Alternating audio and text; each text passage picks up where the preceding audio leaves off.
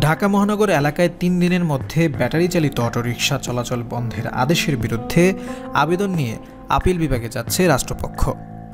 রোববার deputy attorney general নূর মোহাম্মদ আজমি বিষয়টি নিশ্চিত করেছেন।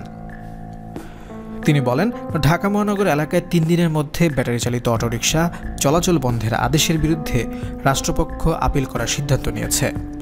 আবেদনের প্রস্তুতিও চলছে। এর আগে ঢাকা মহানগর এলাকায় ৩ দিনের মধ্যে ব্যাটারি চালিত অটোরিকশা চলাচল বন্ধের নির্দেশ দিয়েছেন হাইকোর্ট।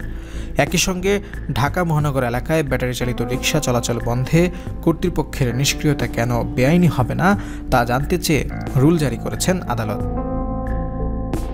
গত মঙ্গলবার বিচারপতি ফাতেমা নজিব ও বিচারপতি মোহাম্মদ মাহমুদুর রাজির হাইকোর্ট বেঞ্চ এ আদেশ দেন। স্বরাষ্ট্র সচিব, স্থানীয় সরকার সচিব, আইজিপি, ঢাকা পুলিশ কমিশনার, ঢাকার ২ সিটি কর্পোরেশন কর্তৃপক্ষ সহ সংশ্লিষ্ট আদালতে এ আদেশ বাস্তবায়ন করতে বলা হয়েছে। আদালতে রিটের পক্ষে শুনানি করেন ব্যারিস্টার সঞ্জিত সিদ্দিকী ও ব্যারিস্টার তাহসিনা তাসনিম সিদ্দিকী।